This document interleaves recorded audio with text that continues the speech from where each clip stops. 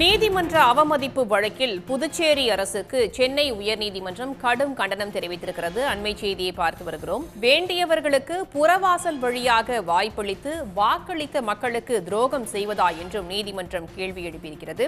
கூடுதல் தகவல்களோடு இணைகிறார் சிறப்பு செய்தியாளர் ரமேஷ்குமார். ரமேஷ்குமார், எந்த வழக்கில் நீதிமன்றம் இந்த கேள்விகளை எழுப்பியிருக்கிறது? விவரங்களை சொல்லலாம்.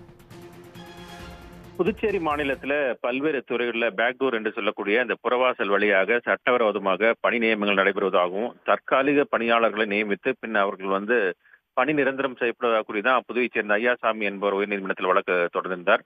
வழக்கு விசாரித்த நீதிபதி எஸ்.எம். சுப்பிரமணியம் ஏற்கனவே ஒரு உத்தரவை ஒன்றை பிறப்பித்திருந்தார். அதுல அந்த வேண்டப்பட்டவர்களுக்கு பணி நியமனங்கள் வழங்குவது என்பது அரசியல் சாசனத்துக்கு விரோதமானது என்றும், வேலைவாய்ப்பு அலுவலகம் அல்லது போட்டித் தேர்வு மூலம் விதிமுறைகளுக்கு உட்பட்டு தான் பணி நியமனங்கள் வழங்க வேண்டும் என்றும், இல்லை என்றால் கடுமையான நடவடிக்கை எடுக்கப்படும் என உத்தரவிட்டிருந்தார்.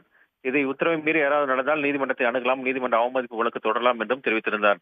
அதன் அடிப்படையில் இந்த கோபி கண்ணன் உட்பட கிட்டத்தட்ட 10 பேர் சென்னை உயர்நீதிமன்றத்தில் நீதிமன்ற அவமதிப்பு வழக்கு ஒன்று தொடர்ந்திருந்தார்கள். அதுல என்ன தெரிவித்திருக்கிறார்கள் என்றால், புறவாசல் நியமனங்கள் தொடர்ந்து நடைபெறுவதாகவும், இதனால் தங்களுக்கு கருணை அடிப்படையில் கிடைக்க வேண்டிய வேலைகள் பாதிக்கப்படுவதாகவும் கூறி அவர்கள் வழக்கு தொடர்ந்திருந்தார்கள்.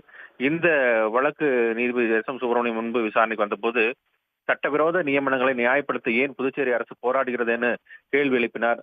முறையான அறிவிப்பு வெளியிட்டு விதிகளுக்கு உட்பட்டு தேர்வு நடத்தி தகுதியின் அடிப்படையிலே இடஒதுக்கீட்டை பின்பற்றி பணி நியமனங்கள் வழங்க வேண்டும் என்றும் அவர் தெரிவித்தார். தேர்ந்தெடுக்கப்பட்ட மக்களுக்கு ஏன் இந்த அரசு துரோகம் செய்கிறது, அவர்களை ஏன் ஏமாற்றுகிறீர்கள் என்ற கடும் கண்டனத்தையும் தெரிவித்தார். எனவே அனைத்து தரப்பினருக்கும் அனைத்து சம வாய்ப்பு கொடுத்து உரிய பணி நியமனம் வழங்க வேண்டும் என்று உத்தரவிட்ட நீதிபதி இது குறித்து உரிய பதில் மனு தாக்கல் செய்யுமாறு உத்தரவிட்டு அந்த வழக்கு விசாரணை 2 வாரத்துக்கு ஒத்தி வைத்திருக்கிறார். உடனுக்குடன் செய்திகளை தெரிந்து கொள்ள சன் நியூஸ் பெல் ஐகானை கிளிக் பண்ணுங்க.